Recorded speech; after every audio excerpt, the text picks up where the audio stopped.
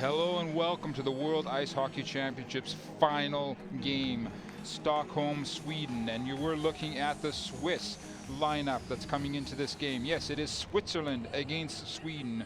Switzerland is the Cinderella team so far in this tournament, winning all of their games, even their preliminary round game against Sweden. So it's definitely going to be a grudge match between these two teams tonight. And let's have a look at the Swedish side, and Enroth between the pipes for Sweden tonight, as we're looking at the first line for Sweden. And of course, Sweden, after adding the Sedin twins, obviously, as you see right there, Daniel and Henrik on the third line, playing on the third line for Sweden. They changed everything for their for the power play for the Swedes, as we saw last night in their game. Both of these teams, as we see the Swiss coming onto the ice surface, this is their first opportunity to get a gold medal in this competition since 1935. I'm Mark Bearwald. Patrice Lefebvre. And we're here together, and it's going to be an incredible game tonight. Sweden is obviously playing in home at home in a home before a home crowd. The Swiss have been absolutely miraculous this World Tournament. However, the outcome for the Swiss, it will be their first World Championship medal in 60 years. That would be an achievement to itself, and very greatly deserved as well. The way the Swiss team has played during the whole tournament has been nothing but exceptional, and they've had support from the goalies to the defensemen to the forwards, and every line is so leveled that everybody's been supporting the attack as well. So a great job by Sean Simpson and the coaching staff to bring this team to the final. Absolutely. Switzerland rolled into this tournament ranked number 9 in the world, Sweden number 4. Both of these teams will be taking a jump in the rankings, but it's just decide who's going to be number 1 or who's going to be number 2, and we will find out in just over about an hour and a half time. Well, in nets today, like you've mentioned, it's Gerber who is between the pipes for Switzerland, while it's Enroth. They're going with Sweden is going with their money man Enroth. I personally thought that they would go with Beera. Beera is the number 1 ranked goalie for in the entire tournament for the Swiss. But instead, they're going with Gerber, and you have a theory about that, Patrick. Well, Gerber's got a lot of experience, been in the NHLs, won the Stanley Cup, and you know, he's had a great tournament too. Beera as well. They've both played well, but I think you have to go with the guy that's got more experience, and that's Gerber. And as we're looking at the head coaches, there was Per Martz, and before that was Sean Simpson for the Swiss side. And yes, we are coming from the Globe Arena in Stockholm, Sweden, for this final game, the final. And that's the trophy that they're playing for tonight from the International Ice Hockey Federation. Absolutely, great piece of hardware right there, but right there to itself, like I've mentioned, both teams play for the finals, and whoever wins the second team wins the silver will be a good should be proud of themselves anyways. And there you're looking at Niederreiter, number 22, plus a big assist man for both for the Swiss side. And there for the Swedes, you're looking at a half of the Sedin twin combo, who have made a huge impact on this Swedish team. We're coming up to the opening face-off of the 2013 International Ice Hockey Federation final. Switzerland in red, Swedes in yellow. The Swedes, Sedin, gets the opening face-off right away off to Sedin. He carries it over the blue line, dumping it across in front of the net. Plus tries to move the puck out. They get it into the mid-ice area. Puck over to Niederreiter. Quick shot right down onto the net. Swedes can't get the puck out. Plus takes his one shot onto Enroth. Enroth squeezes the puck. We're going to get a first face-off of the game to the left of Enroth in the Swedish zone. One thing the Swedes going to have to be careful about is the speed of the Swiss forwards. They have a great transition game from defenseman to forward, especially in the neutral zone. They come with a lot of speed, so the Swedes have to be careful of that as well. As well, the Swiss have a lot of power forwards. They're big boys. They can grind it out in the corners, along the boards as well. So we're getting the face-off. Won by the Swiss. Back to number 16, Diaz. He has it deep down into the corner. No penalty called on that action in the corner between the two players. Both teams working the puck along the boards. It comes out to Cronwell. Here comes the Swiss with one more shot, last wrist shot, right down onto Enroth. Enroth squeezes it, takes another face-off. And there we have a good look at Julian Walker, number 95, for the Swiss side. Absolutely. We've talked about making sure you don't do giveaways, and right there we saw a Swedish forward, pardon me, getting stuck with the puck in his feet, and right away there was a Swiss player on him. So they're very quick, very aggressive. And it was number 11, Jarmosen, losing that puck in the skates. And we've got the face-off has been done. Puck is onto Franson. He gets moved back to Franson again. It gets by him into the corner. Here's a possible opportunity for the Swiss. They move the puck right behind. Hollenstein has the puck right behind the Swedish net. Tries to come out and turn it around. He gets the puck off to number 12 from the Swiss side, Kunti. Gets it back to behind the net. He's out there with number 23, Bodenman. There's the centering pass, picked up by the Swedish player Eriksson. 27, excuse me, Jimmy Eriksson.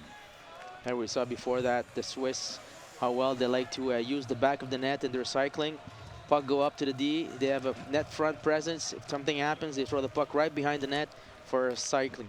Eric Bloom, number 58, brings the puck out of the Swiss zone, trying for a long stretch pass. Was it the length of the ice? No icing on it. Here comes a big slap shot from the point, wide to the right of Enroth. Puck goes down the ice surface. Blindenbacher tries to get it out of the ice surface, but it ends up on one of these Sedin brothers' sticks. Here comes the wraparound. Read well by the entire Swiss team. Puck ends up on Retosuri's stick. He moves it up into the mid-ice area. Both teams getting fresh legs onto the ice.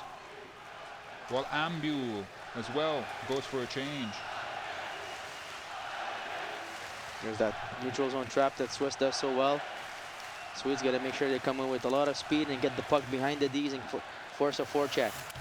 And in fact, the Swiss were able to force Falth, number 81, excuse me, to go back and regroup. And that's exactly what Patrick was saying. The approach of the Swedes being moving the puck up the periphery or the sides of the along the boards and tapping it deep down into the Swiss end. And here come the Swiss once again. Puck is handed off to number 82, Moser. Takes a slap shot, hits a leg. Moser can't handle it. The puck bounces out into the mid-ice area.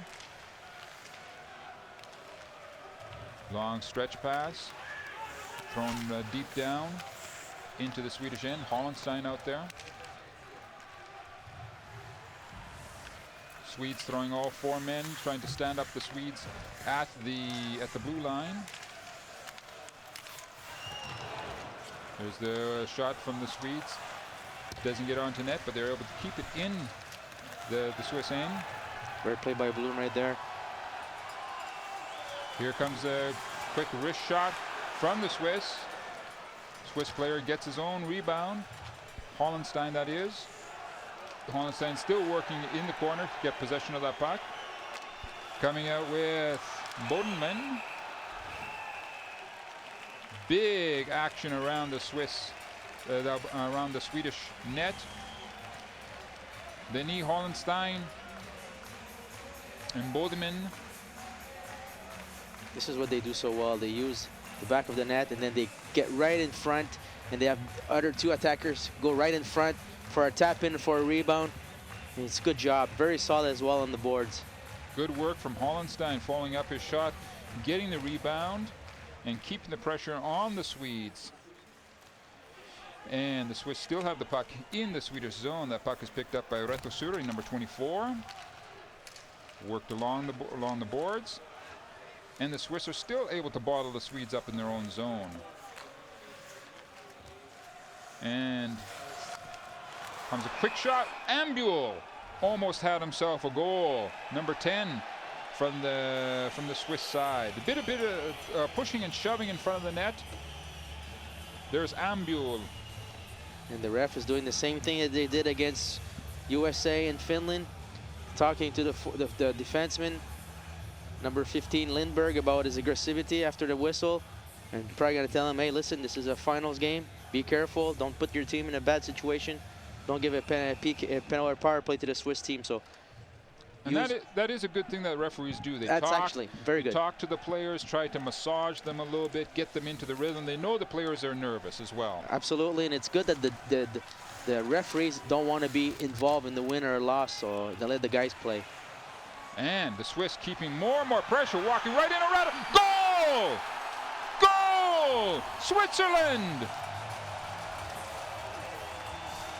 Walking in right from the point area. Deep down, right onto the Swedish net. Enroth couldn't do anything. 1-0 Switzerland. Roman Josi. What a play. Watch how it develops. Comes out to the point. Just skates around. Keeps on skating, keeps on going. Working it down in right between the pads. Great job in front of the net as well by Matthias Bieber. There you go. I'm sorry, by Traxler. Yeah, great play. Good job by Traxler in front of the net. Just being there, getting a defenseman with him, and was able to give a lot of time and space to Roman Josi to skate around and just put a nice backhand right in Henroth's goal. And Roman Josi, I believe, is the #1 ranked scoring defenseman in this tournament. And he just showed you again that he can do it. He walked right in from the blue line. Absolutely. Parmarts, Swedish head coach, isn't too happy about that. The Swiss have come out and been all over Sweden, just as they were all over the USA in the first period of the semifinal. We see again Simon Moser, number 82, trying to bring as much pressure onto the Swedes as possible. That's the perfect way for Swedes to break the trap. Swedes bring in Lundqvist, Joel Lundqvist behind the Swiss net, trying to establish some of the pressure on of their own. They can keep the puck in the Swiss zone, and Talander finally has to take it into the mid-ice area, letting his players come out of the zone and throwing it right back at them. But the Swiss throw it right down the ice surface. No icing called on that last puck. Hollenstein out for the Swiss, bringing high pressure. Oh, giveaway here.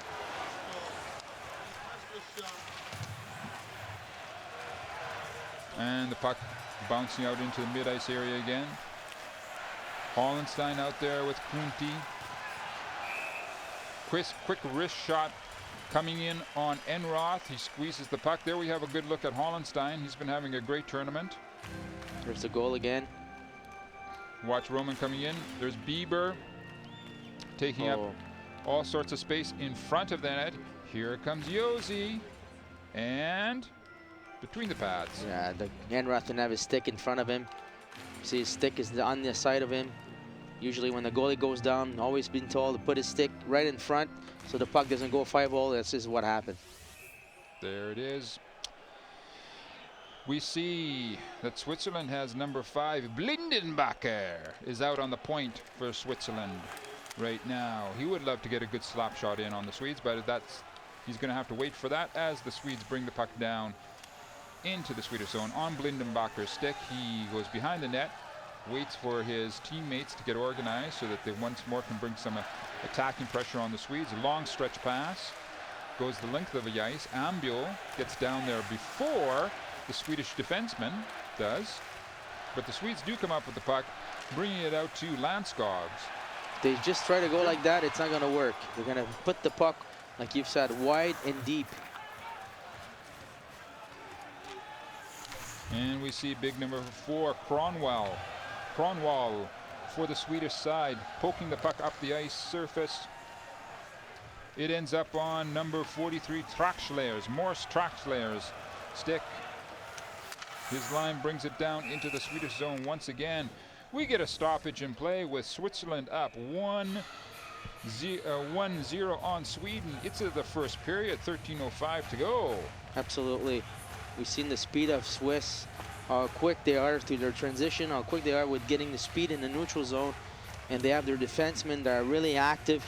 And you have like Josie right there and Diaz. There are two good defensive defensemen as well. So if you give any chance to those guys, they will hurt you. And it's exactly what happened on the first goal. Incredible suffocating pressure that the Swiss are bringing on the Swedes in this first period. Can they keep it up for 3-4 periods? I think so. They're obviously all on the same page. They're all on a mission, these players. They know that they would be the first in a long time to bring back a gold medal to Switzerland. And there you're seeing the goal scorer, Roman Josi. And now we have a good look at Stockholm and the Globe Arena. Very beautiful, nice new complex that we have. Very beautiful, actually. And we're getting back to play right now. The face-off is to the right of Enroth in the Swedish zone. Swiss win the... Oh! The Swiss won the face-off. That puck just rolled from a backhand just to the left of Enroth, just out of the net. It still remains 1-0 for Switzerland. Like Switzerland's frame of mind right now, too. Putting the puck in the net from everywhere and creating a lot of havoc in front of Enroth. Offside against Sweden. Sweden is obviously a little back on their heels in this first period so far. There's that last shot. Oh, so close. That backhand that came off of, I believe it was Bodenman. Yes. Simon Bodenman's backhand. Going through all those legs and just a little bit wide of the net. Diaz has it over his companion. Back to Diaz for the Swiss side. Julian Walker was just content to throw the puck into the Swedish zone, but we get a stoppage in play right now. As we have a look at some of the fans. Full house tonight.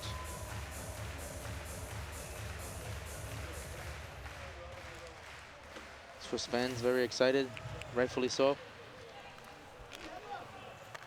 Diaz over to his D-man companion.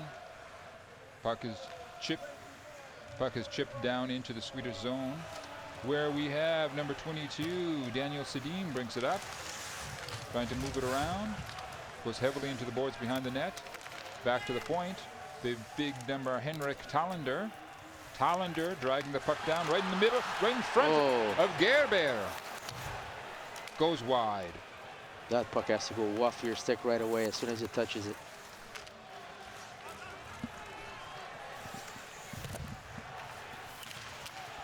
Sweden keeping some pressure on the Swiss now.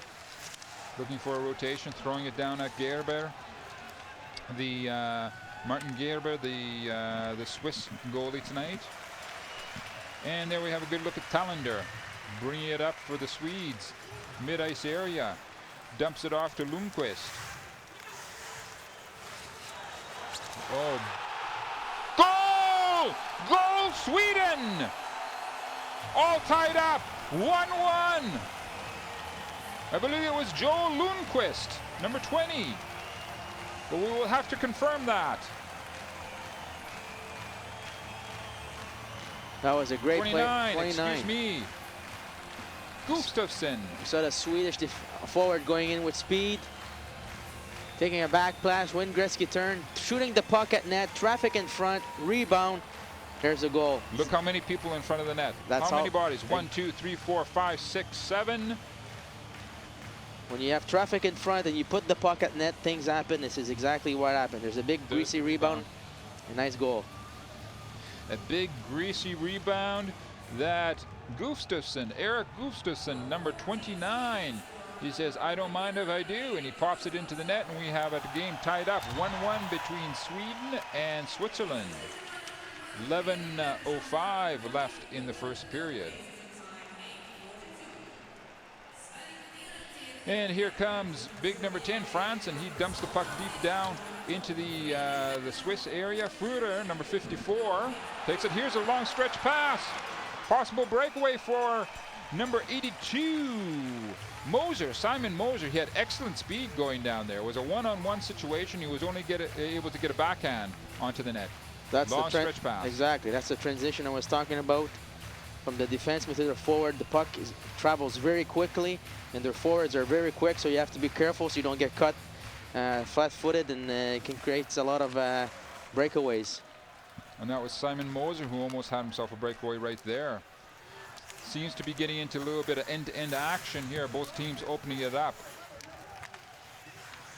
The Swedes down in the Swiss zone.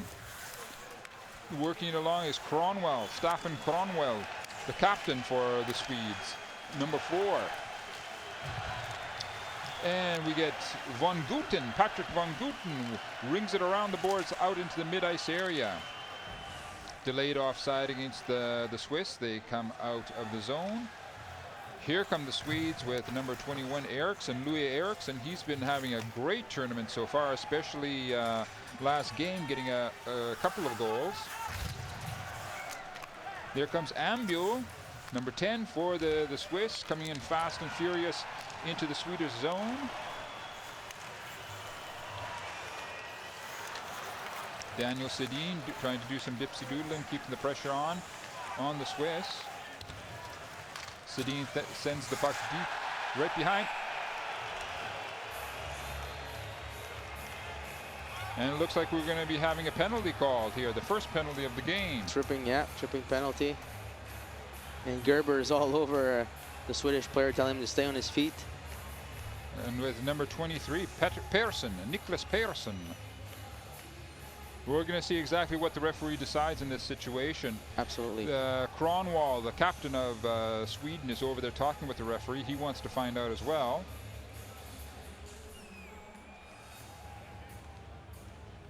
Check against the head. Ambul gets himself 2 minutes, checking to the head. We'll see how that develops right here. Ah, there it is. Oh, the far blue line. He's lucky. Every player that's been getting a check to the head so far has been getting a 5 and 20. So just at 2 minutes, it's... Sean Simpson seems a bit relieved as well. Yes. Can't believe that. And rightfully so. The coach is from Sweden. Okay, there's 2 players in there. Okay. Power play for the Swedes. Look for the Sedins to do that little cycling between them.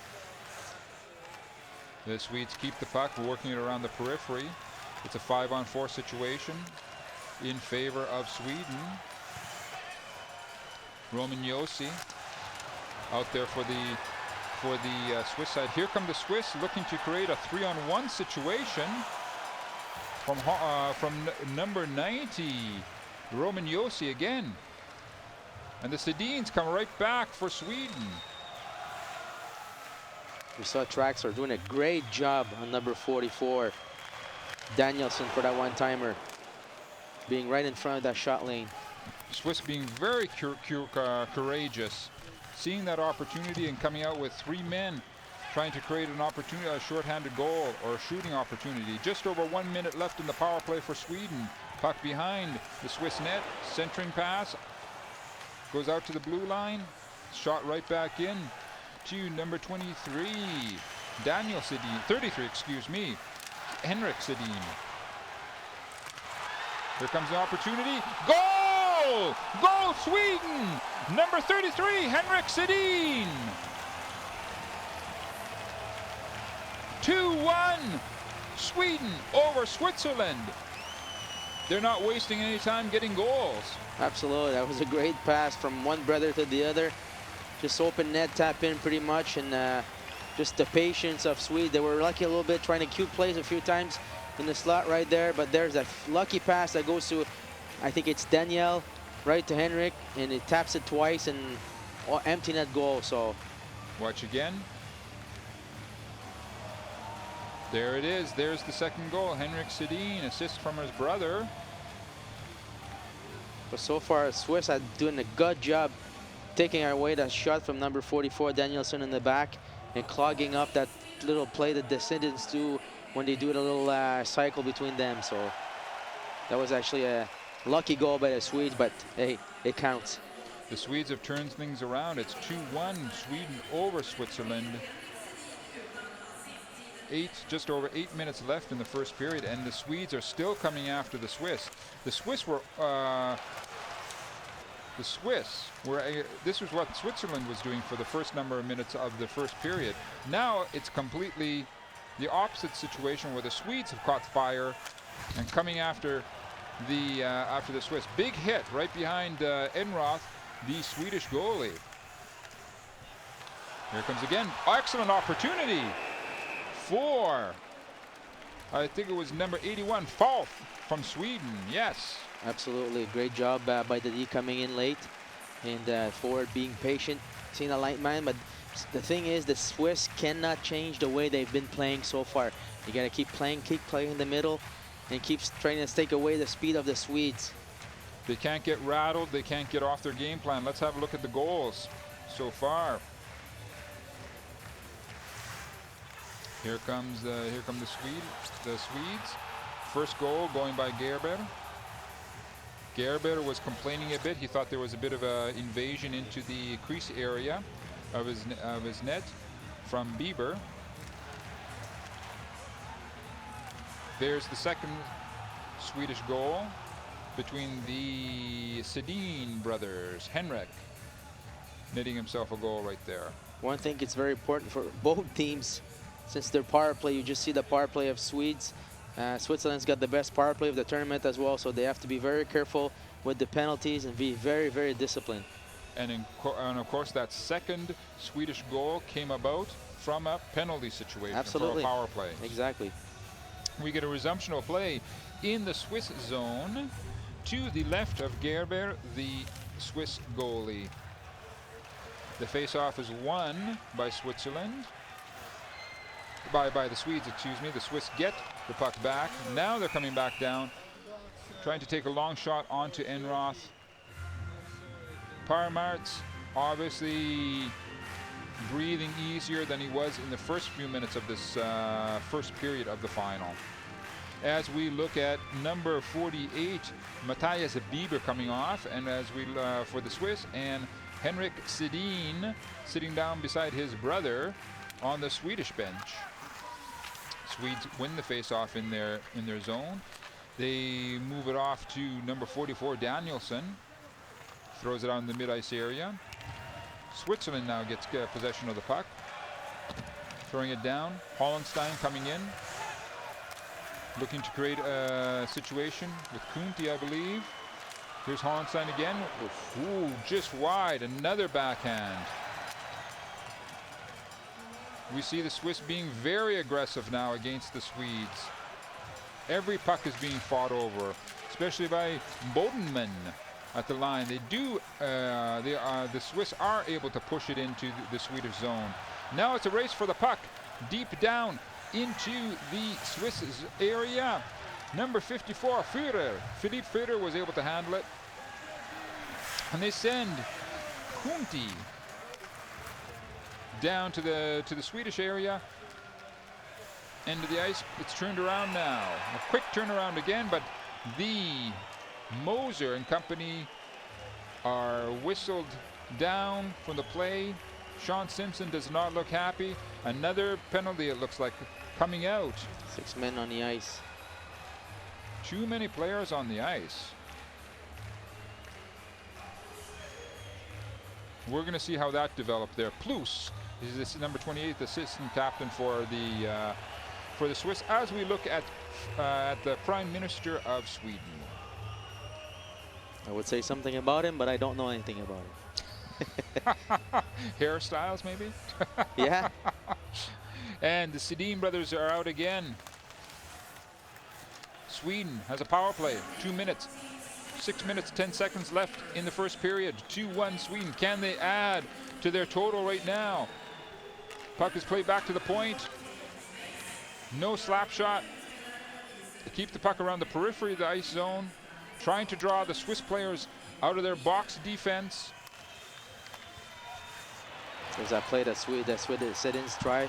And here come the Swiss, not being intimidated whatsoever by the Swedes. That was number 28, Plus, trying to look for a. Oh ho ho! Swiss got lucky there. Plus and company are fighting for the puck at the blue line. They're able to get it out deep down into the Swedish area, where the Swedish player number 10, Fransen, brings it up the ice surface. It's still 1 minute left in the power play for Sweden. They're offside. The Swiss they've done their own work very well on the Sedin's power play. They're clogging up, they're breaking up that little cycle, the game they have between those two. And they're taking away that shot from number 44, Danielson at the point. As we look at the second Swedish goal by Henrik Sedin. The Sedin brothers right now are on the bench. It's a 5-on-4 power play situation for Sweden. Just under 1 minute left in their power play. Just over 5 minutes, 10 seconds left in the first period. It's already 2-1. And once again, we have Fransen giving it off to Jarmelson. Swedes keeping possession of the puck in the Swiss zone, setting up their power play. There's the big slap shot. Gerber stands up, reaches his hand out.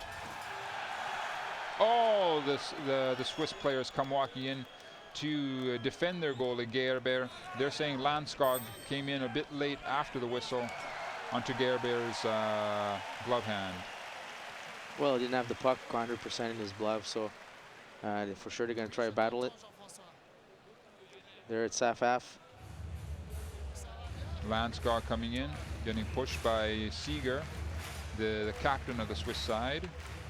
Gerber's been very arrogant in the games he's played. You've seen right before talking to the players of Sweden. Now he's a little slashing right behind the legs there, so gonna have to be careful not to get a 2-minute penalty. That's right, and we just saw as well Louis Eriksson. He's been a big scorer for the Swedish side. He's out on the ice right now, as well as Ryan Gardner, number 51 for the Swiss.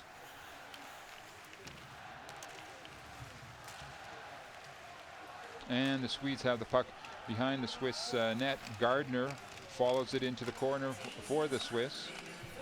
He runs into Kronwall. Those are two big boys, Kronwall for the Swedish side and Ryan Gardner for the Swiss side. And both sides are back at full strength. Big clog up of players right all around the Swiss net. And the puck now comes out into the mid-ice area. Niederreiter was trying to get a shorthand, a quick jump on the Swedish defense, but to no avail. Plus for the Swiss out in front of the net. Now he's followed up by Moser. He's hanging around in front of the Swedish net, waiting for a centering pass to come out from the corner. But it's the Swedes who come out with the puck. Very patiently just dragging it over the mid-ice area, and where number 67 Thornburg working for it behind the net. And as we see, Blindenbacher bringing it out to the mid-ice area, throws it down the ice surface. Both teams go to get fresh legs out on the ice. Well, the Swedes doing a good job in the neutral zone, making sure the puck goes deep behind the defenseman, and then they put a forecheck on them. This is what they have to do, make them turn their backs on the play and make them force to do a play or give away. They can't regain the puck. Luke Kunti out for the Swiss. Puck comes right back into the Swiss zone, as followed up by number 20 Lundqvist. Swiss finally able to getting out of their area, over the mid-ice area. Puck, though, bounces into the mid-ice zone. Number 44, Danielson, throws it deep down into the Swiss zone. Roman Yossi waiting for his line mates to get ready. Gives it off to Ryan Gardner, who brings it down and tries to crash the defense. But the puck gets thrown right down into the Swiss zone again, and Yossi, number 90, Roman Yossi, comes out once again from the Swiss area, looking for that long stretch pass. Niederreiter hunting down the Swedish player. The Swedes come out with Jarmosen. Now led off to big slap shot from Landskog. Turned away by Gerber. The Swiss trying to get speed in the middle, which they haven't done in the tournament so far. They've been using their speed on the outside and making sure they put the puck behind the defenseman of the other team. And today they're not doing the same thing, so they have to come back and play their own game they've been doing since so far in the tournament. Blindenbacher dragging the puck deep down into his own zone, so teammates such as Julian Walker, number 95, can set up for that long stretch pass. And we get a stoppage of play in the Swedish end of the ice, as we have a look at Ole Maurer, president of Switzerland. Yep. So it was like a dream yesterday, last night when he watched his team wins against the U.S. So probably living in a big dream right now. And we get a resumption of play with the face-off to the left of Enroth in the Swedish zone. Puck is picked up by Talander, bringing it out to the blue line. Here's a turnover for the Swiss. Quick snapshot turned away by Enroth. Seeger throws it right back into the Swedish zone. The Swedes come out into the mid-ice area with Eriksson. Louis Eriksson is out there. He would love to get himself a goal in this game, in this big final. But the puck ends up in Berger's glove hand. And there we have a look at Sean Simpson, the head coach for the for the Swiss side, excuse me. Well, Simmer's done a great job with this team. Even despite the fact that they had a bad one last year, but they stayed with him, they stuck with him, and he's paid them very well. He's done an unbelievable job this year with this team. Just under a minute left to go in the first period. The puck is in the Swiss end of the ice.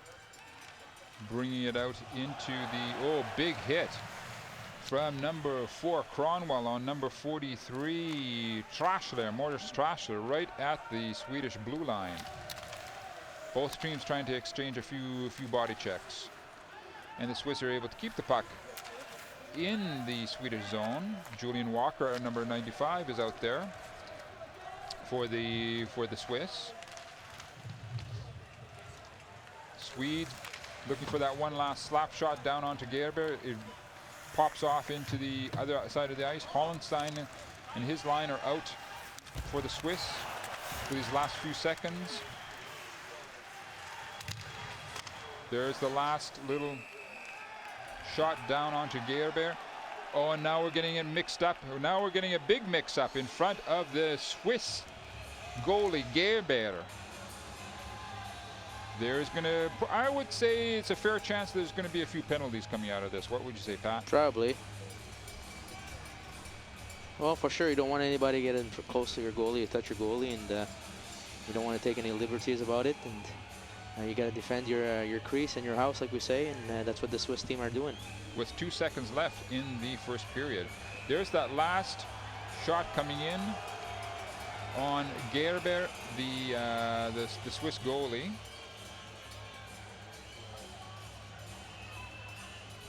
And we see from the Swedish side, it looks like, there's still exchanges of words between Talander and Josi, Roman Josi. Josi and Talander that playing against in the NHL. Talander for New Jersey and Josi for Nashville.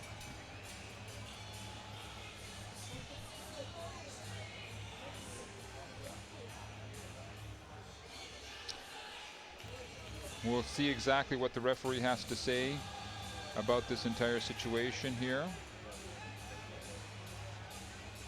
Who gets what with 2 seconds left in the first period. I think it's going to be 5-on-5. Oh.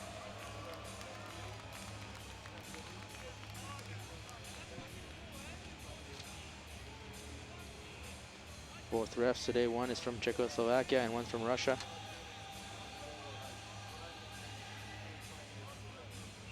And we see as well number 43, Trashler, on the bench, throwing some water on Talander. That could be a misconduct, if 2-minute misconduct, if something happens. Instead, it looks like we're just going to play out that 1 second, and that's it for the first period. You see the result there, 2 for Sweden, 1 for Switzerland.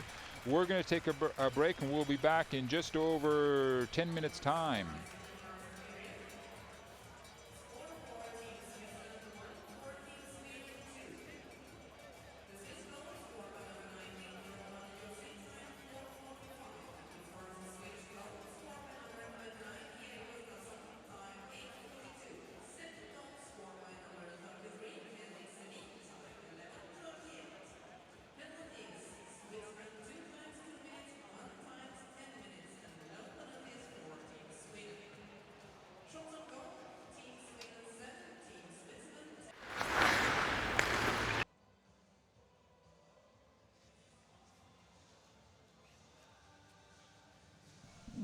Hi, welcome back to the start of the second period between the final of the 2013 Ice Hockey Championships between Switzerland, who are watching right now, come onto the ice, and Sweden. Patrick, what do you think was going on in the dressing rooms? Well, on the side of Switzerland, I'm sure Simpson told them to replay the way they've been playing in the tournament so far, which was a lot of speed, especially in the neutral zone, going wide with the puck, putting the puck deep, trying to get a cycle, getting the puck some confusion in front of the net, and being aggressive that way. Not trying to go what they've been doing the last 15 minutes of that period. In the first period, try to go to the middle with two guys top of the blue line. Play with speed, use your speed, puck behind the Ds, create that forecheck they've been doing. And the Swedes? For the Swedes, I think they've been they found a way of breaking the trap, putting the puck behind their defenseman, creating a forecheck. I think they have to be careful, especially in their own zone. Make sure that they don't just skate with the puck, but they move the puck ahead. Puck's got to be out of their zone because the Swiss are really good, are tracking back, are back checking in the offensive zone, and they're quick in the transition, so they have to be careful on that point. You think with the Swedes seeming to have solved the Swiss puzzle, have gotten the Swiss players a little bit rattled, a little bit off their game? Well, that's probably the first game of the tournament that I've seen a bit of confusion, especially with the forwards and the defensemen. So probably there were a little bit of confusion there after the first, and I'm sure that's why you have a break between the first and the second.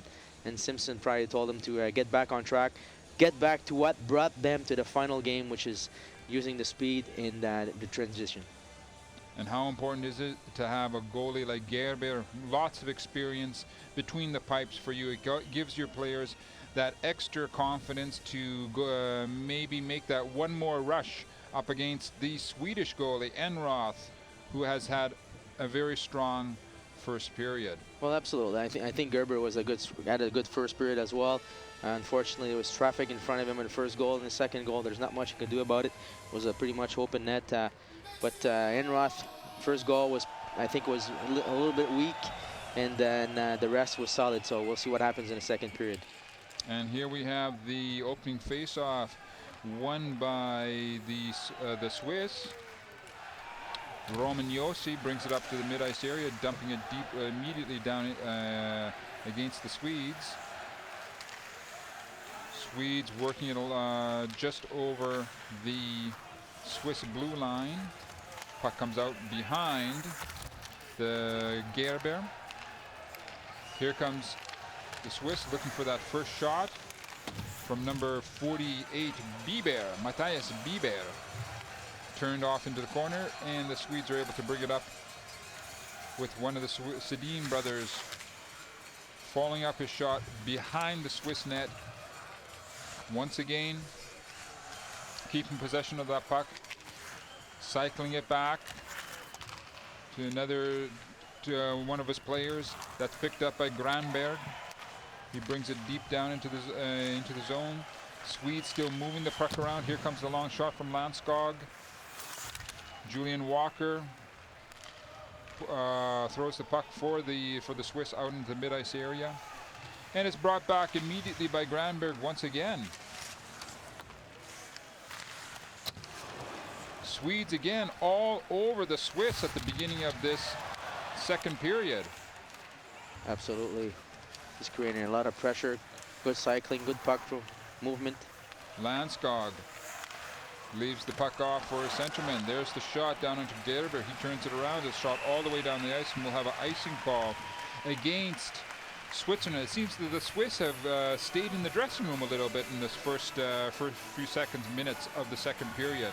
Well, like I've said before, they're the first game they're in a little situation. There's a little chaos for them, and then without the experience of playing in those big games, nervosity as well is a big aspect as well. We just saw there Julien Vauclair as well, number 3. He had the puck between the skates, ends up with the Sedin brothers again, cycling that puck around, looking for that cross ice pass in front of the goalie. Julian Walker brings it back for the Swiss. There we have a good look at Walker along the boards. He leaves the puck off for Plus. There comes the quick shot from the point from number 54, Philippe Führer. I like the move of Paramarts on that last face-off in the offensive zone for Sweden. The Swiss players were back on, they did a icing, and they couldn't change for the last 2.5 minutes, and they put back the Sedin twins. So I think it was a good move, a good try by Paramarts. Look at the Swedish bench. A lot of players are up already, waiting to get onto the ice for their shift. Completely different look from the beginning of the tournament. They came out quite slow in the first games of the tournament, but they've gelled continually throughout the duration of this tournament. Well, I think I still believe that the addition of the Sedins, and even if Edler has been suspended, is a big factor and brings a lot of confidence to that team, and it shows it's what they've been doing since they've been there. And now the Swiss looking to establish some pressure with Luca Kunti in the Swedish zone. Kunti and company trying to work the puck out in front of the net with Hollenstein. They aren't able to do it. The puck bounces down into the Swiss zone. We have number 44, Danielson, bringing some high pressure for the Swedes. I like the fact that the Swedes, every time there's somebody in their own zone with the puck, they overload on one guy. So there's always 2 Swedes on one guy, so it makes it hard for them to get out of there.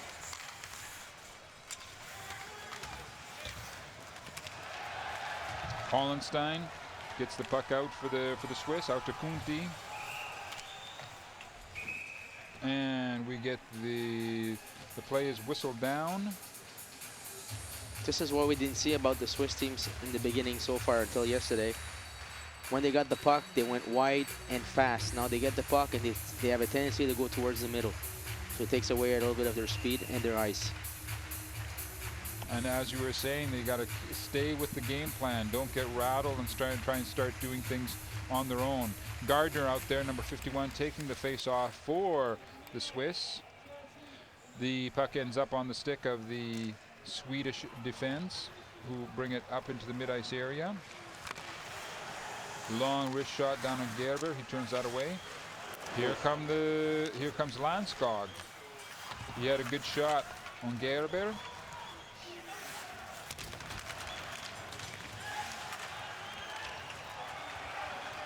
Landskog bringing lots of energy and speed to the beginning of this second period.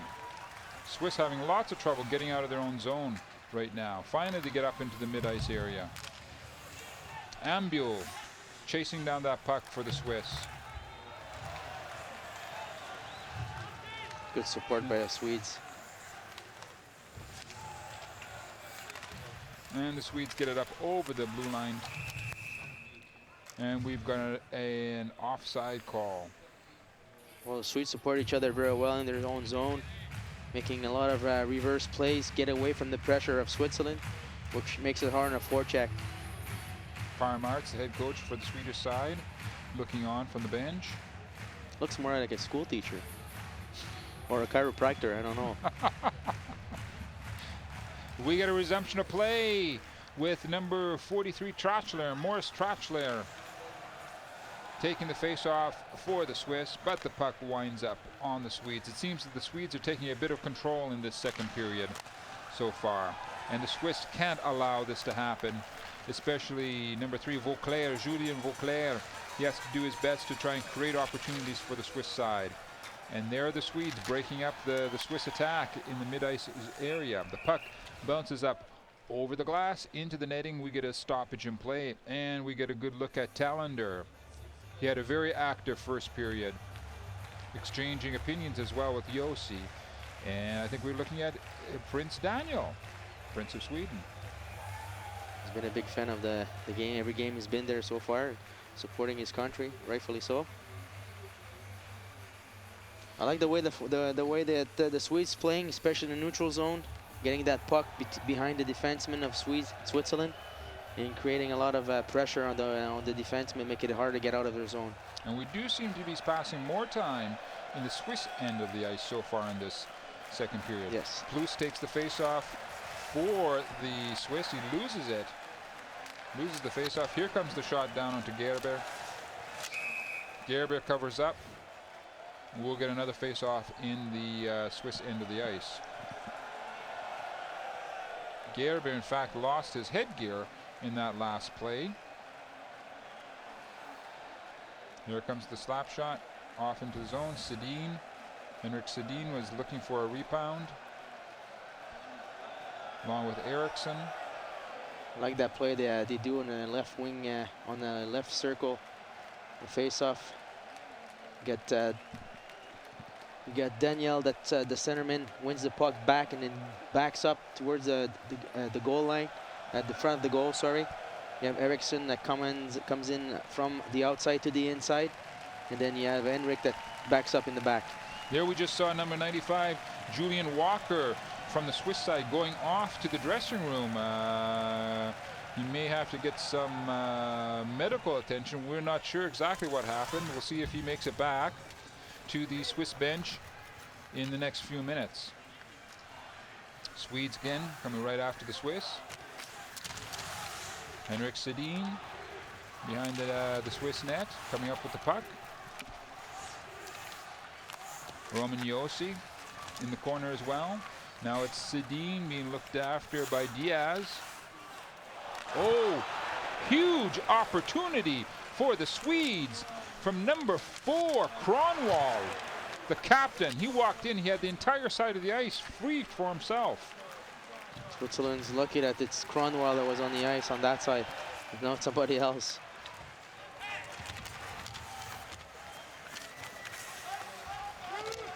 See, the Sedins are so strong protecting the puck and keeping the puck on the boards. That's amazing. There they look for another centering shot, centering pass from behind the net. Sedins again. Henrik Sedin still has the puck behind the Swiss net, moving that puck between the two brothers. Now they move it over to Granberg. Oh. Another good opportunity for the Swedes, and the Swiss say, obviously, that's enough. We're going to take a slap shot, trying to get it down the ice. I think the puck did jump up into the Swedish bench, and some of the Swedish players were taking offense by that slap shot coming into their bench. Sean Simpson is obviously calling his troops over to the bench right now, is telling his players, hey, look, stay cool.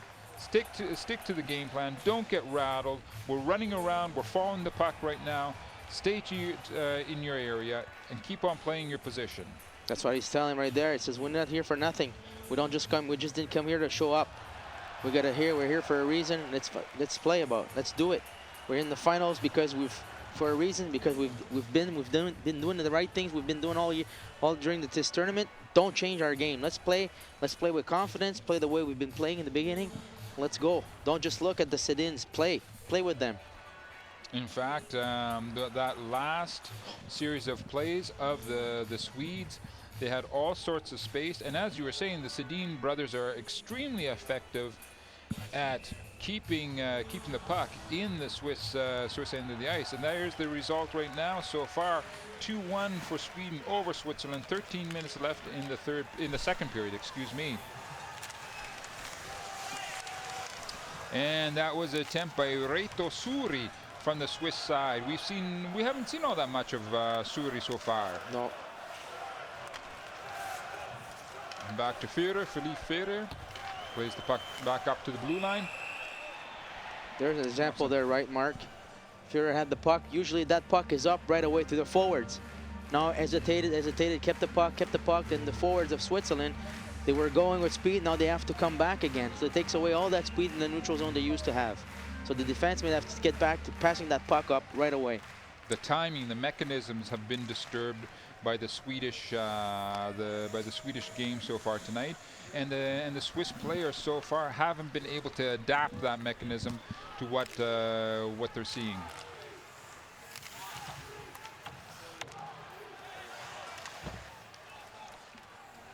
Enroth plays the puck. Kunti comes over. He ends up down the ice, trying to go up to Jarmelson. And here comes Landskog, number 92 for the Swedes. Bring it deep down to the zone, but it ends up on Bodenman's stick for the Swiss. Hollenstein plays it back behind the net. There's a back check. Hollenstein steals the puck. They weren't able to get a shot onto Enroth, however. Here come the Swedes.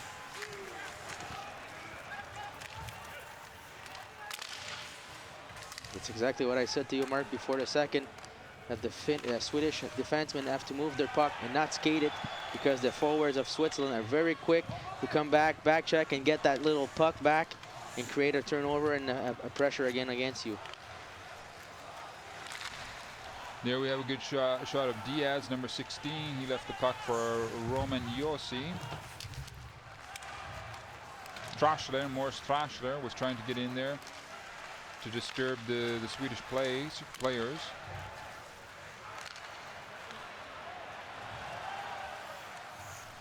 And finally, Matthias Bieber is able to get the puck deep down into the Swedish zone.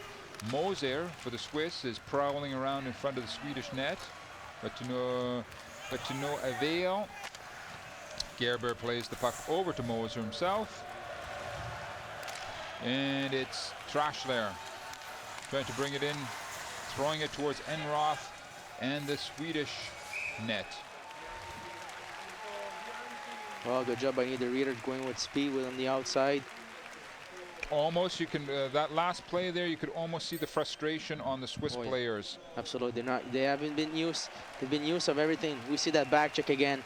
Beautiful. I've talked about. They're so quick about getting back, tracking back on the puck carrier, that the puck has to be off of your stick right away. Don't skate it out. And we have the face-off in the Swedish zone, won by Switzerland. Hollenstein out there with Moser. And Plus dragging the puck along the boards, trying to look for a quick centering pass to Hollenstein for the tip-in.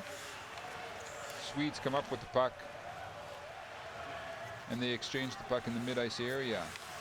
I think the sit-ins are so good about, no matter what zone they are, it's a give and goes between them. There's a penalty coming here for Sweden for tripping. Here's the first penalty of the second period that's coming up. And I think it was Moser who was taken down. And it will be this one of the Sedin twins, number 22, actually, Daniel Sedin. Yeah, that's a penalty. Could have maybe even look at, if you wanted to stretch it even, you know, to tripping call, kneeing, maybe getting the leg out there. Well, there's no kneeing, but definitely tripping. He made that move to put the skate on the outside. So huge opportunity for Switzerland. This is it. Just under 10 minutes left in the second period. They've got their power play.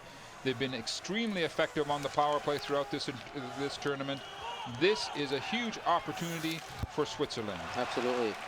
The way you defend against that, you have to be very aggressive. Don't give them too much time to set up and make plays. And here come the Swiss. Going again as fast as possible down onto Enroth. Turns it off into the corner. That's puck is met by Diaz. Has it around the ice surface. The Swedes are able to throw it down the ice. Gerber helps the puck along. Off to Diaz.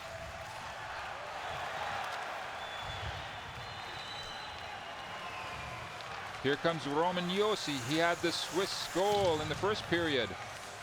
Working it back to the point. Here comes the snapshot. Oh, that was an excellent opportunity for Philippe Ferrer. Everybody was looking for where was the puck. Only he knew.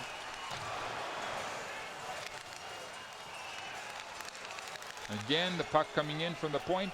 Blindenbacher has the puck off to the side. Swiss working it around the periphery.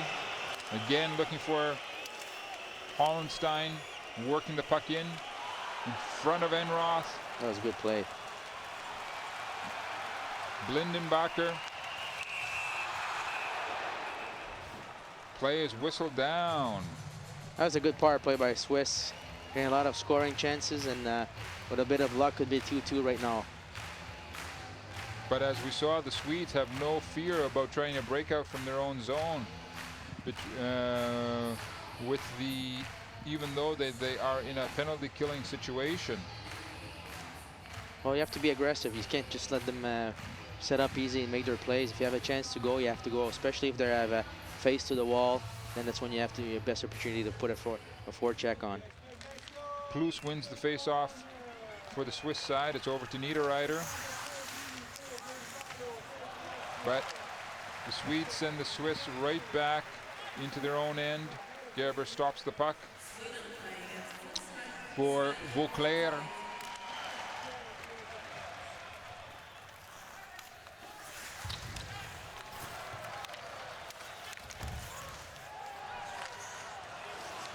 And once again, that puck bounces into the mid-ice area. Teams are back at full strength.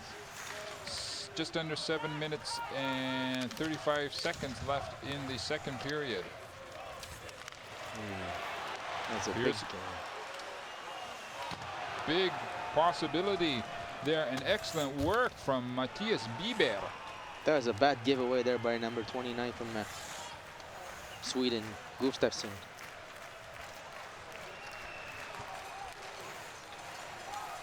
Here we have excellent speed coming from number 58, Bloom, of the Swiss side.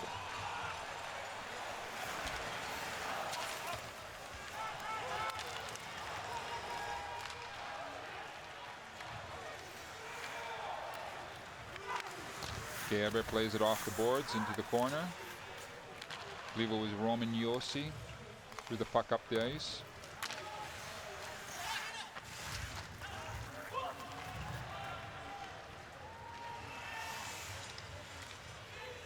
And the puck ends up deep down in the Swedish end of the ice surface.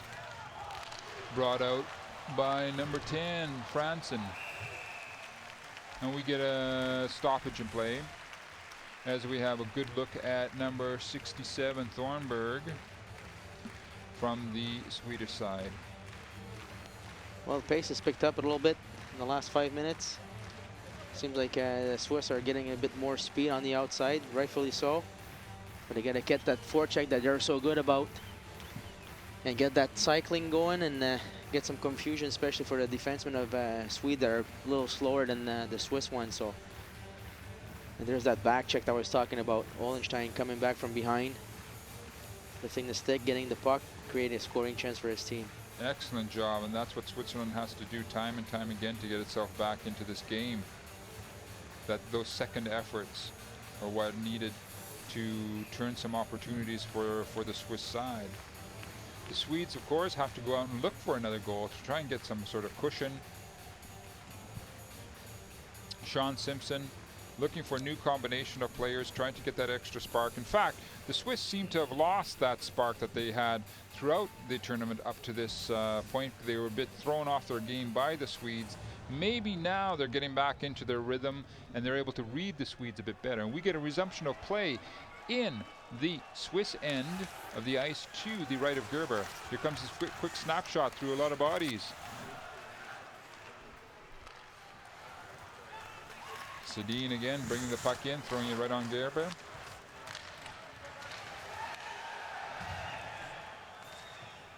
Some fans thought that there should have been a penalty call there, but the referee said no.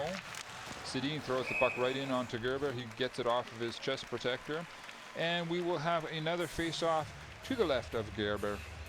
You're right about what you're saying before, but Team Swiss, like I said, it's first game that they've in the whole tournament. They have a little bit of a controversy, not controversy, but a little bit of problems getting out of their zone and making the plays they're used to. So they're unbalanced right now, and they're trying to find their balance back to the way it was in the beginning. We have Kunti taking the face-off for the Swiss side. And the Swedes throw it out to the defense. Once again coming up with the puck. Thornburg for the Swedish side, bottling up the Swedes in their own zone. And it's Blindenbacher working it out to number 54, Führer. Hollenstein looking for a quick centering pass picked up by the Swedes, who bring it into the mid-ice area, where we see Bodenman doing some good back checking.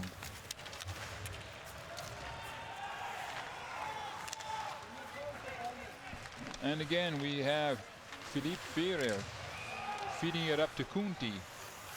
Kunti working it over to the far side of the ice. And once again we get a stoppage in play. And rightfully so. So his defenseman was trying to get tangled with the Swiss forward, so just move them out of the way. They don't get any penalty, don't start anything you don't need to. Let's play. Having a good look at their number 82, Moser, for the Swiss side. Bruce loses the face-off. Good job by Seeger there, holding the blue line. In fact, excellent job. Here come the Swedes. The shot comes down onto Gerber. He too squeezes the puck and decides to have a face-off in his own zone. There's Niederreiter. And that's a lad that the Swiss would love to see a couple goals come off of his stick here tonight. Absolutely. He's been solid throughout the whole tournament. And that's the last one. That's the one that counts, really. So I'm sure that the big guns would like to let the rifles sound.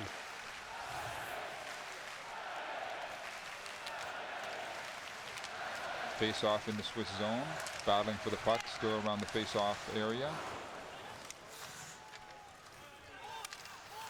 Swedes moving the puck behind Gerber. Diaz comes up with the puck,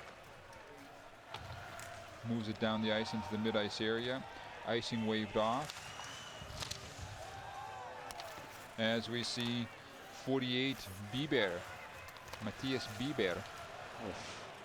There's a long stretch pass that goes all the way down the ice. And we're going to have an icing call against Sweden as we have a look at Talander. Mad at himself for missing that pass there. Probably should have given it back on the other side to D again. Get away from that pressure. Make an easy out, easy breakout.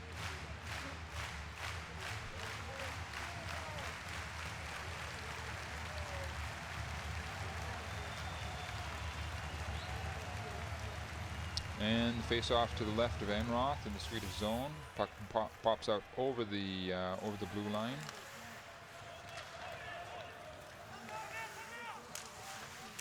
Switch Ambule for the Swiss. Coming in, trying to cause a turnover.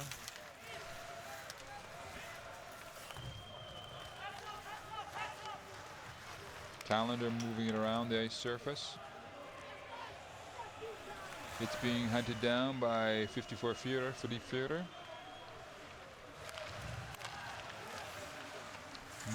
Moves it over to 51 Gardner.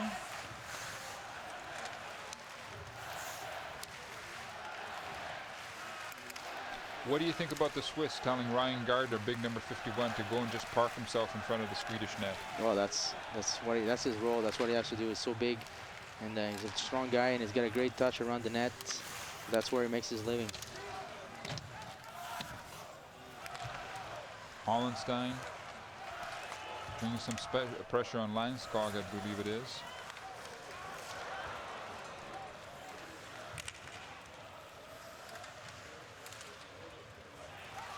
Here's some good work from the Swiss, causing a turnover. That's because the D didn't move the puck. He tried to move with the puck, so the Swiss are too quick. Hollenstein worked it in from behind the net. Excellent job from Hollenstein. But we get a whistle in the play. The play is whistled dead. And it looks like we're going to have a penalty situation being called. Hooking. Hooking, a penalty in the offensive zone, never a good penalty. Vinny Hollenstein. Yeah, he had the stick around his waist. So. Yeah, on Yarmolson.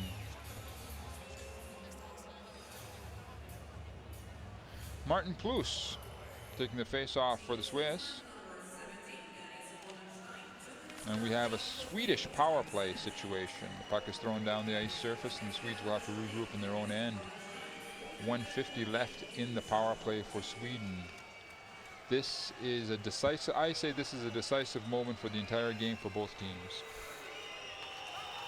If the Swedes can score on this power play, taking this advantage into the dressing room, makes things very difficult for the Swiss.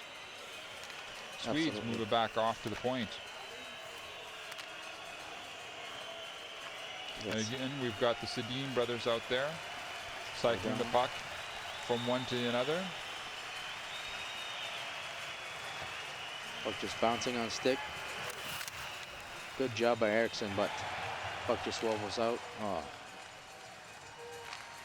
Might as well give it to your goalie that time so you just get the puck and you reload. Don't just throw the puck in the zone and give the puck away for Swiss to just throw it on the other side. That's right.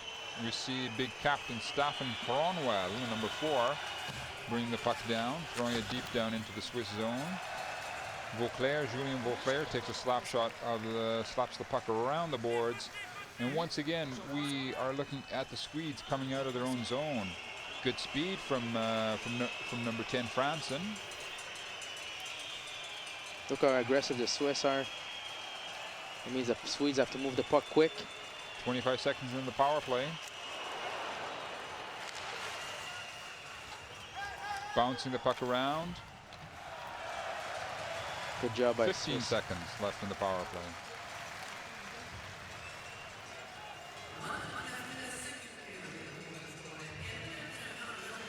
Swiss trying to stand up the Swedes at the blue line.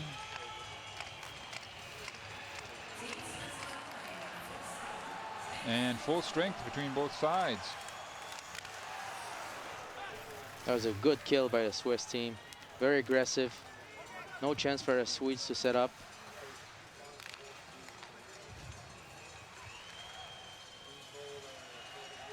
Gerber works the puck back into the corner, leaving it off for Philippe Ferrer.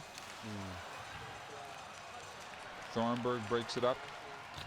The play in the mid-ice area for Sweden. Swedes bring the puck right back into the Swiss zone.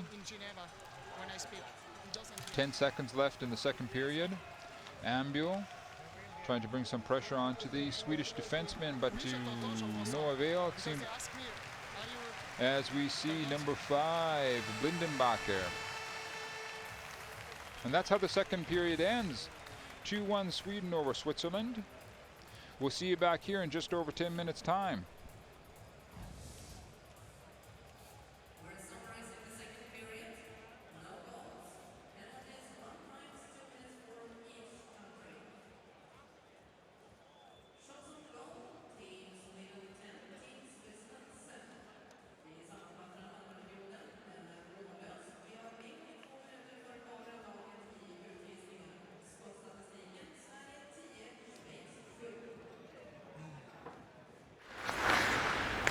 Final period of the World Ice Hockey Championships final game 2013. You're watching the Swiss come back onto the ice. They have to solve the puzzle of Sweden that has taken a 2-1 lead here to begin the third period in Stockholm.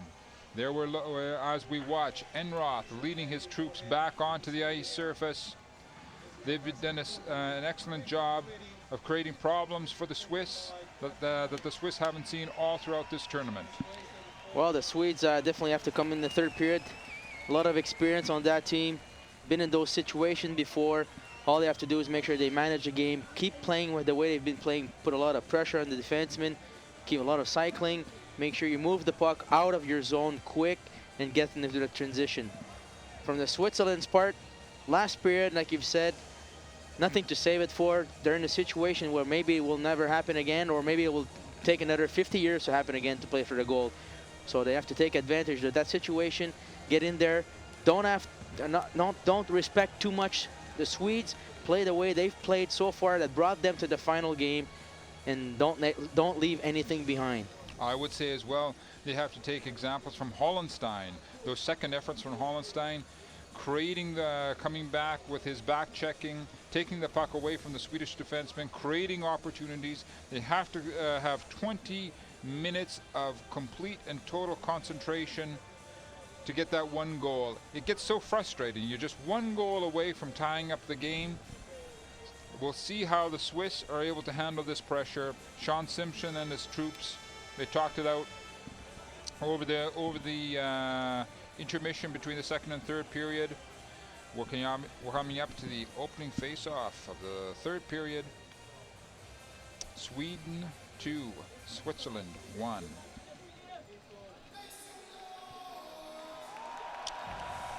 D. Sedin takes the face-off. For the Swedes, they move it immediately down into the Swiss zone. We see number 43, Trashler, trying to create some sort of situation where they're forcing the Swedes to cough up the puck for the Swiss. It's thrown deep into the Swedish zone. Enroth moves the puck off to his D-man. They move it up into the mid-ice area. Forced back once again by the Swiss, with Moser showing excellent speed, trying to force the Swedes to speed up the play. See as well Eric Bloom out there, loses the puck to the Swedes. They are able to recover with number 28, Martin Plus.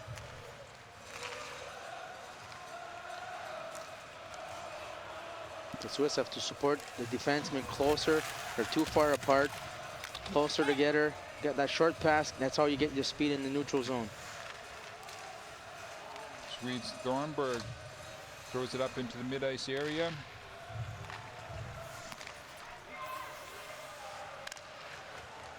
Swedes regroup. Throwing it down with number 15, Lindberg, Oscar Lindberg.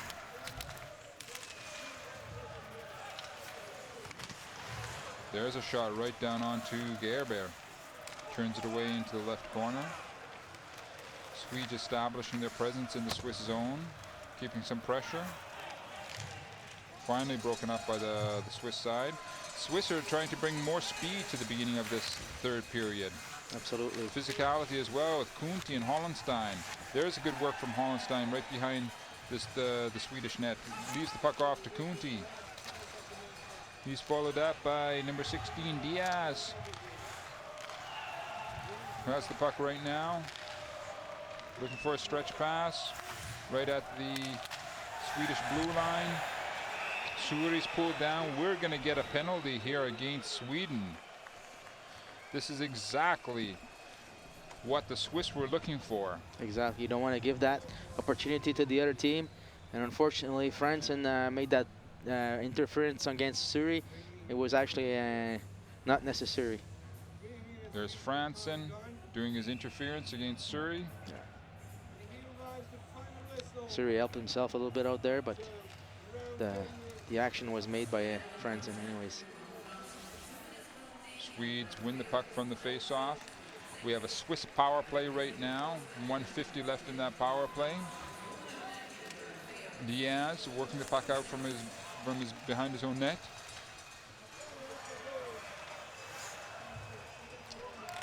Number 51, Gardner, couldn't get a handle on it. The Swiss come back to regroup with Suri, Ambul, and Gardner out there right now. Defenseman pinches in. There's a better opportunity for the Swiss. Enroth turns that away into the right corner. Swedes being very aggressive on this penalty killing. She just said it is killing penalties. They never do that during the season. They basically play their 5-on-5 in the power play, and now they're put in a situation where they're not used to that. Blindenbacher picks up the puck behind the Swiss net. Moving it out to Niederreiter. Niederreiter spins and turns back to Blindenbacher. Ends up on Philippe Führer's stick.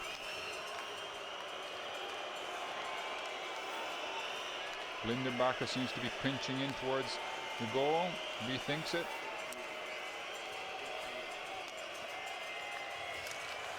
Blindenbacher with the back to Philippe Führer. Shot is blocked.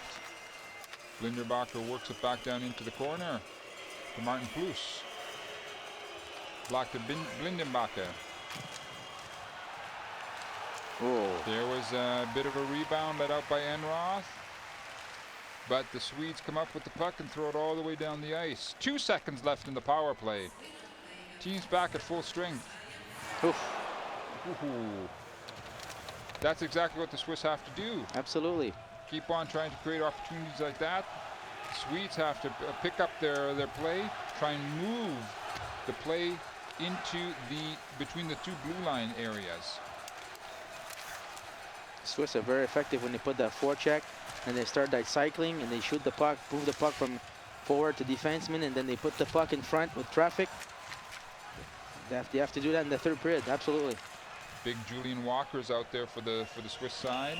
It's going to be icing call against the Swedes as we have a look at Enroth. How he reacted to these last actions. Puck bouncing off his glove. And just wide. Yeah. He's made some good saves so far. Even though I'm sure he would like to have the first one back.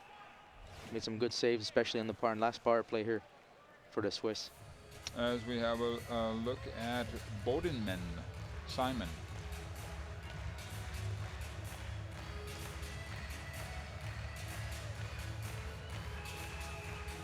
Many Swiss supporters making the trip up for this final. Comes back to Kronwall, captain for the Swedish side. Almost had a bit of a breakaway for the Swedes. Just couldn't squeeze the puck. Ends up back at the Swiss side.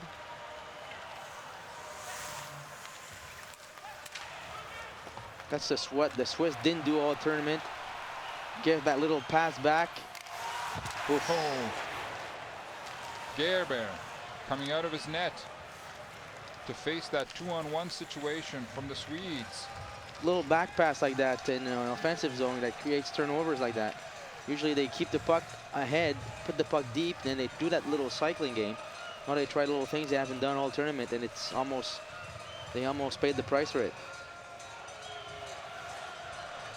As we see Philippe Führer brings it out, puts it off to Ambiel, throws it deep down into the Swedish zone, back to Ambiel, Ryan Gardner. Ryan Gardner has to start using his size and his weight out in front of the Swedish net. Right there. That was a good opportunity. Blindenbacher throws it deep down into the Swedish zone. It's a race for it now, with number 21 from the Swedish side, Louis Eriksson. Moves it off to Landskog. Goes back out into the mid-ice area. 13:10 left in the third period. Still 2-1 Sweden over Switzerland.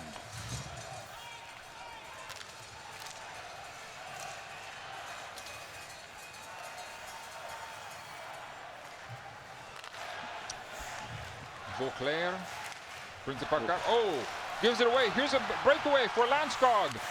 Throws it, shoots it right onto Gerber. Goal! Goal! I believe it's Landskog who got his own rebound.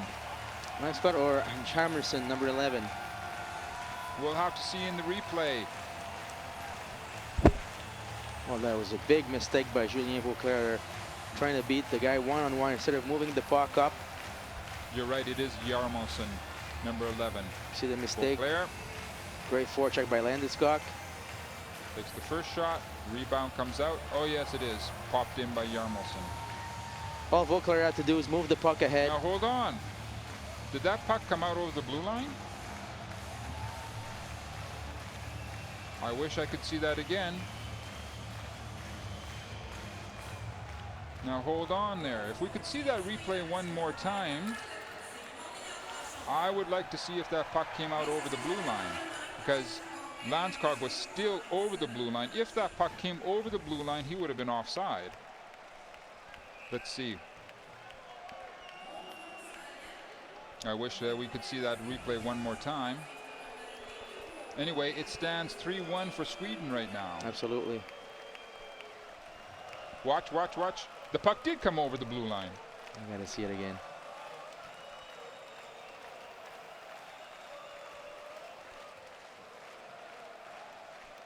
Now let's see. Jarmosen comes in, gets the rebound, puts it back in. But I would just like to see again what happened at the blue line. Different situation. angle, exactly. Jarmosen netting himself the goal. He gets the third goal for Sweden tonight, taking them up to giving them that cushion that they were looking for over the Swiss side. Absolutely. Even if it was offside or not, that was a big mistake there by Julien Vauclair. Yeah. Just move the puck. Gerber talking with the referee, and we're going to get a resumption of play in the Swiss side of the ice.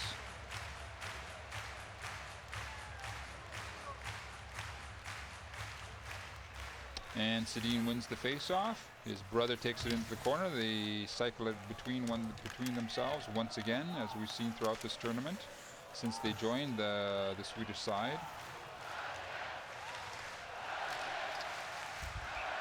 Long slap shot from Walker.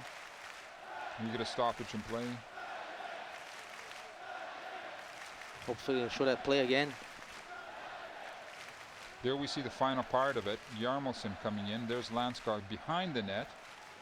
Gerber did not have the puck. That was 100%. Yeah. The puck was not frozen. I'd like to see that play you're talking about, though, Mark. And the face-off goes to the Swedish side. Cronwell works it all the way down the ice. Followed up by Lundqvist, Joel Lundqvist, trying to bring some pressure on the Swiss.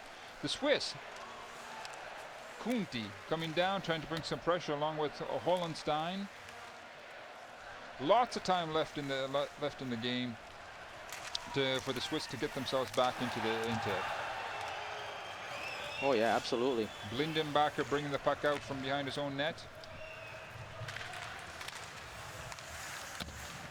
As we see, it's 11:35 left in the third period. Vauclair has it over to his captain, Seeger.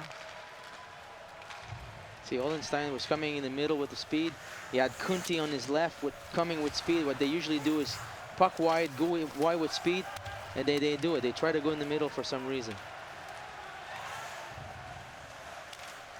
And we have Seeger trying to stop up the puck at the Swedish blue line. Ambul waiting to see what comes out from the corner. Swedes moving the puck up the ice. And a bit of a tussle between Thornburg. Looks like he's got a wrestling move on the Swiss player. Number 12. That's number 24, Suri.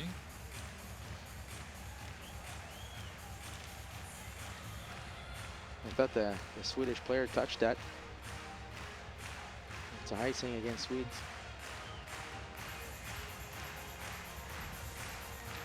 Prime Minister of Sweden, Fredrik Reinfeldt. Enjoying the music. And it's going to be Lindberg against Plus for the face-off in the Swedish zone. These face-offs become ever more important. I mean, look at Niederreiter.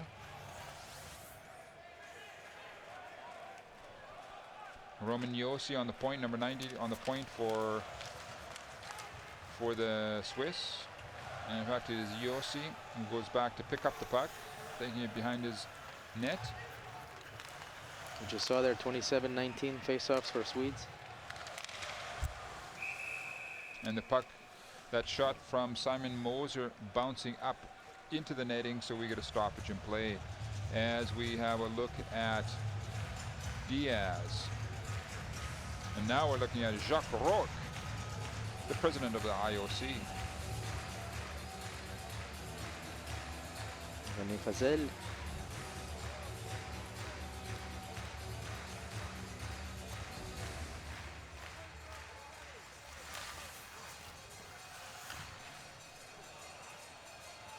Puck bounces up, it lands in Landskog's hands.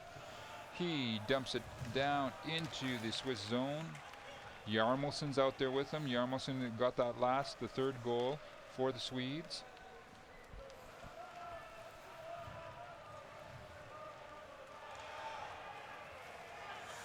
Julian Walker following that puck into the deep into the Swedish zone. Players like Walker and number 51, Ryan Gardner, they start having to using their size in the Swedish zone. Absolutely. But everybody's gonna have to put more pressure, and get a forecheck going, get a cycling going. Now there's one guy going, the other guys are looking.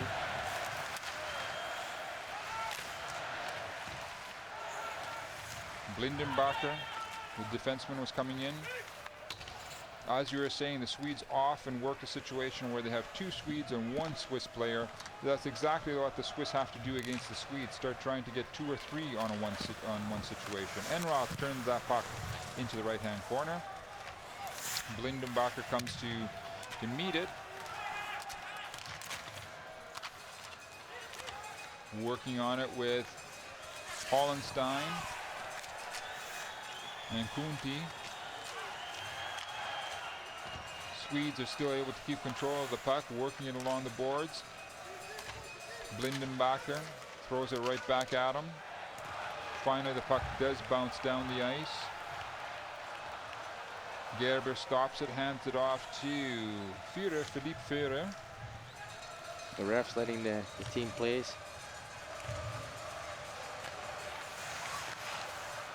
Oh, that was a possible excellent opportunity for the Swiss, but broken up at the last second by Swedish centerman.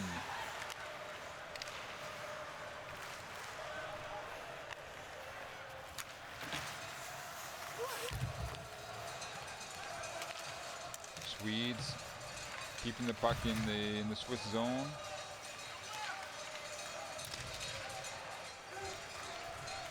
With number 12 Pettersson cycling it in the corner. Off to number 27 Eriksson, Jimmy Eriksson. Finally, the Swiss are able to bring it out into the mid-ice area. 7 minutes, 45 seconds left in the third.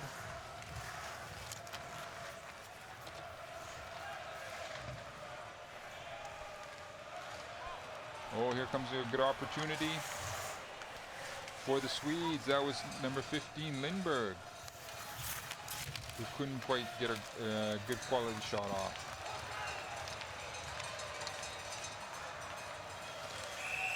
Offside against Switzerland. All of that because they're holding on to the puck instead of moving it for ahead.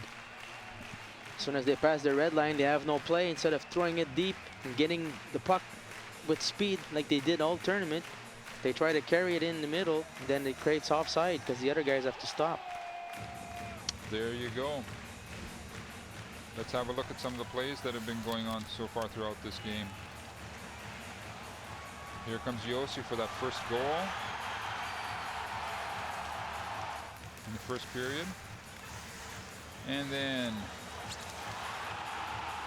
the Swedes responded. Gustafsson. And there's Sedin getting the 2-1 goal. And watch the puck here. It does go over. It does go over the blue line. It did go over the blue line. Am I seeing right? Therefore, he would have been offside. Yeah.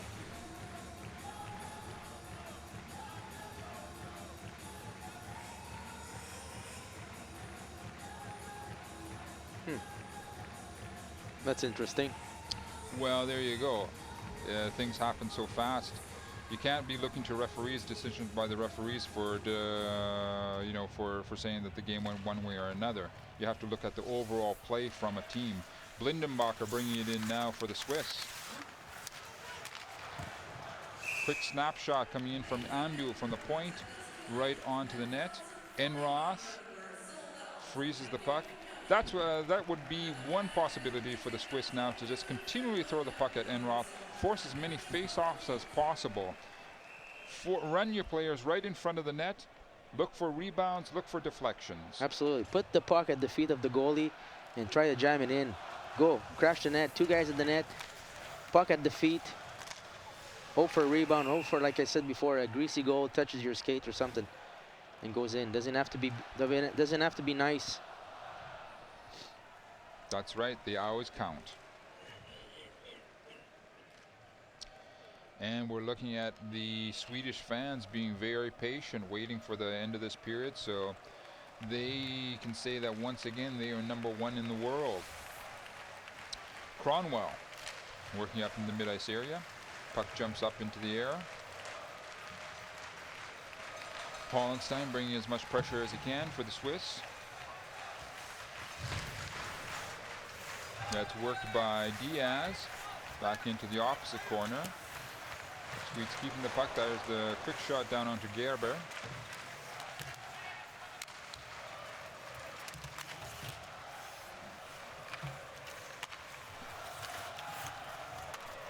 And the Swedes keep the pressure on the Swiss.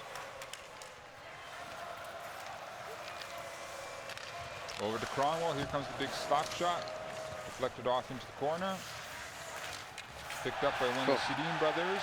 That could have been a penalty there. I think the refs are playing the game right now. The score. Swedes keeping the puck, throwing it. Oh, Gerber almost got caught out of the net.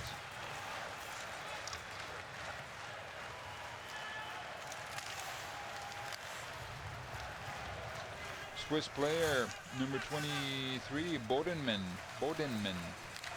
Tried throwing it deep into the Swedish zone. Moser does a good job cutting down the Swedish long cross ice pass. Getting it on to Bieber's stick. Bieber tries shot at it. We've got Bieber and Moser waiting out in front of the net, but not able is number 28, Martin Plus, to get a centering pass. Big work along the boards right now between both of the teams. No whistle coming from the referees. The referees say work it out amongst yourselves. As we're coming up on 5 minutes left in the third period. Plus off to Vauclair. Vauclair works it all the way around. Dumps it off to Plus once again.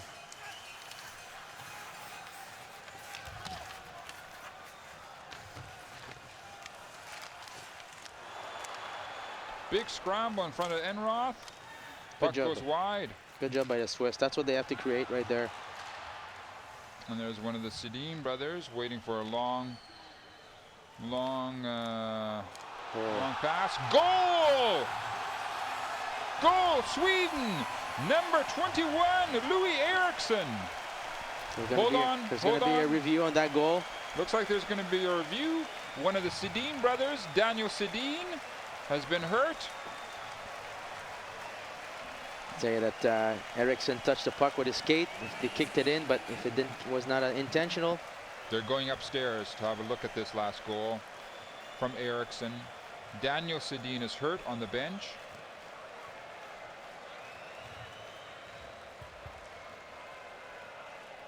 Let's see the replay here. Looks like Daniel Sedin's maybe around his left knee area was hurt. Let's have a look at it. The shot's coming in from the point. There's Eriksson pushing towards the net. We're going to have to Did it have touch a look him at it. or it touched Lindenberger? I think it went off of Blindenbacher. May have went in off of Blindenbacher. Number 5, the Swiss defender. No, hold on. I think Touches the skate and the pads, but he gets caught between Eriksson's skate and Gerber's pads. And Louis Eriksson, I think that goal is going to count. yeah, it was not intentional. He went to the net and Louis Eriksson, I think that goal is going to count. And that would take it to a 4-1 situation for the Swedes.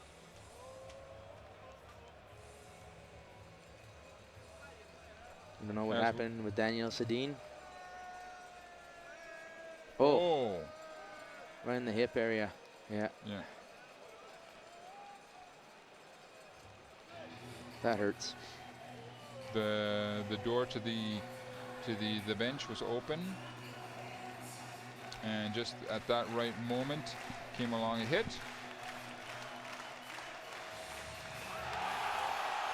Goal counts. Louis Eriksson gets his goal tonight. 4-1 as it stands right now for Sweden over Switzerland. Watch it again. It's coming. I think he gets it off his stick. No, excuse me. Kind of gets jammed between the pad and the skate. The skate of Eriksson. Yeah, you're right.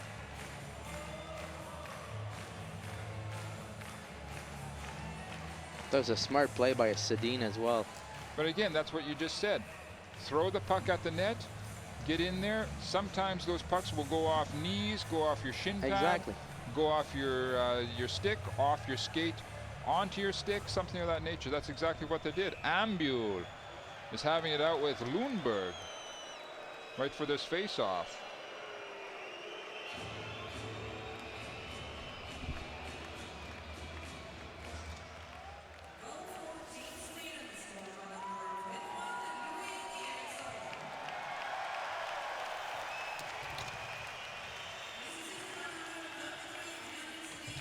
And just over 4 minutes left in the third period. It's a 4-1 situation right now in favor of Sweden.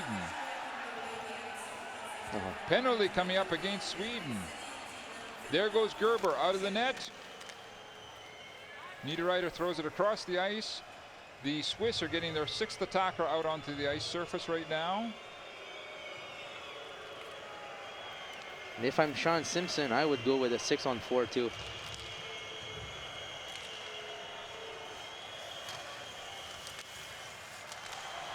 There, oh, excellent opportunity, but the puck doesn't go in for Suri or Niederreiter from the Swiss. Good job by Roman Josi. Oh, Suri. It's the stick of number 15, Lindbergh. Good stick there.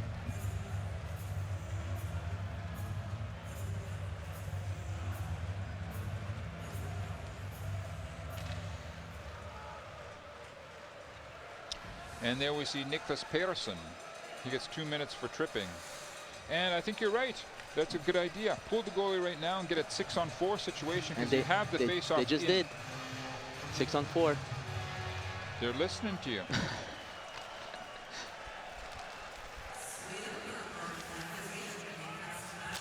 Oof.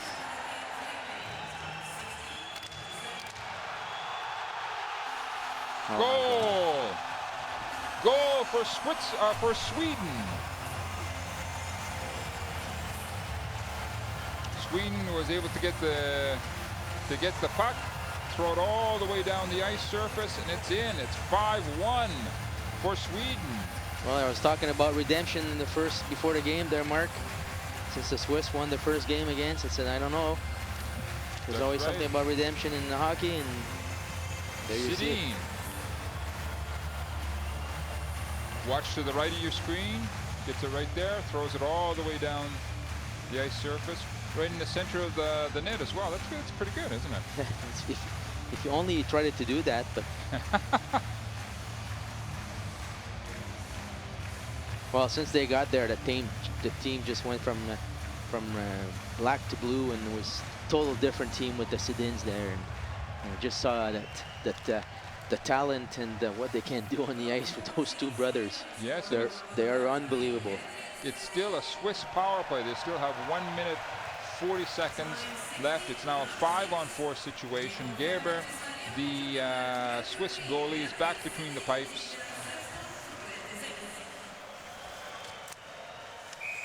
Just over 3 minutes left in the third period.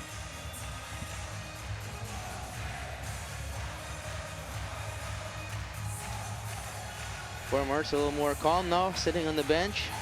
Yes, very much so. He can rightfully so relax and enjoy. And there we see the attendance for tonight, 12,500.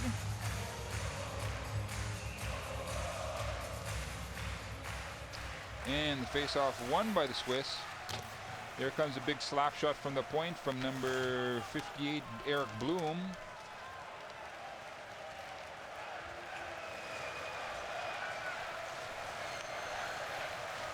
.110 left in the power play for Switzerland. That's exactly what they've done all the tournament. Now they're doing it right now. Going two guys on the same side with speed, puck on the outside.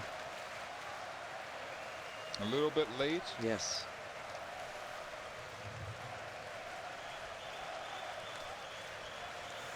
And there we have Kunti trying to create a situation for the Swiss side. Swedes turn them back. Gets on Moser's stick.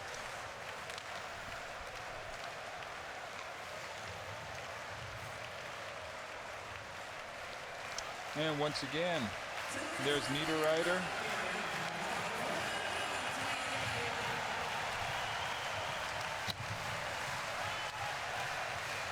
The Swiss still want to try and get some sort of action on this power play, last 10 seconds in their power play, but the Swedes just stifle them, throwing them back into their zone. Seeger moving the puck over to number 54, Philippe Führer. Just to the experience of a Swedish team. See that they've been there before, they know what it takes. Now they're just managing that game. Landskog throws the puck right back into the Swiss corner. Now comes over to Franzen. His shot is squeezed by Gerber. And we will get a resumption of play in the Swiss end of the ice to the right of Gerber. I mean, look at that last goal coming from Sedin on the right-hand side of your screen. Here it comes right down the middle, right into the center of the net. Per Martz. That's a great satisfaction for a coach. Because you're behind the bench and you have no control. You have to give all the confidence to your players and hopefully that they do the right things. And at the end, it's... Teams are back at full strength. We're coming up on 50 seconds left in the third period. It's going to be Sweden winning its world championship, taking itself back to the #1 ranking.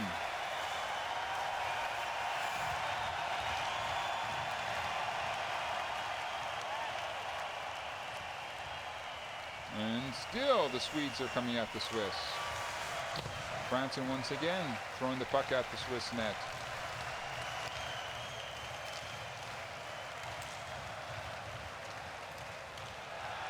Oh, penalty called against Walker. Slashing or tripping. That's unnecessary.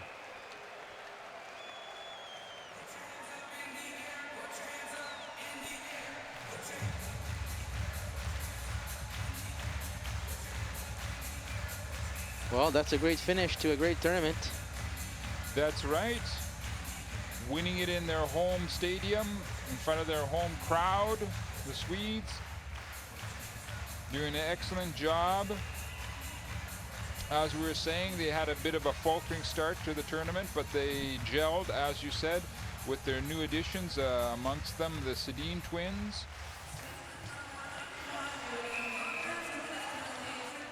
It's a power play for Sweden for these last minutes. Everybody getting golden helmets now. They made those.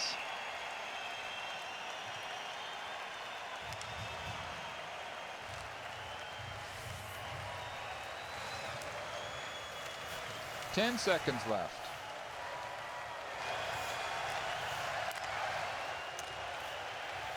Three, 2, 1, 0. That's it. Sweden wins the World Ice Hockey Championships for 2013. Final score: Sweden 5, Switzerland 1. Switzerland. Whoa. Sure, it's they can be down right now, but they have to be very happy with what happened this year for their hockey organization. They're number 2 in the world rankings. What a tournament they've had. They were undefeated during the whole tournament until today, first defeat. And you know, they can get out of here of Stockholm and Helsinki with their head really held up high, because silver medal for a team like that, and nobody saw as a medal contender, finishing second. All the merits to the coaching staff, the players, and all the sacrifice they've made and the way they've played. They were the best team of the tournament, and unfortunately, the last game, that's the one that counts. And the Swedes, with their experience and their leadership as well, deserve the gold medal. Okay, I'm calling MVP for Sweden, the captain, Kronwall, number 4. And for Switzerland, number 70, Hollenstein. I'm calling Henrik Sedin, and I'm calling Roman Josi for Switzerland. Well, we shall soon see as we have a look at some of the scoring opportunities that went on throughout the game for Sedin brothers.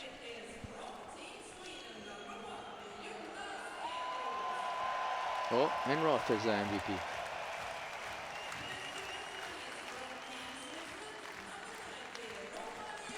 Roman Josi. You were right. You got it. One for 2. Well, that's it for another year. As we see Sweden, the new world champions, with their new, very flashy helmets. There's going to be the medal presentations, then the national anthems as well. We'll leave you to enjoy that. We've had a great time with you for this year. From myself, Mark Bearwald, And Patrice Lefebvre. and everyone else here at In Front Sports, we thank you very much for tuning in with us, and we're going to do it all again next year. We'll see you in 2014. Bye-bye. Bye-bye.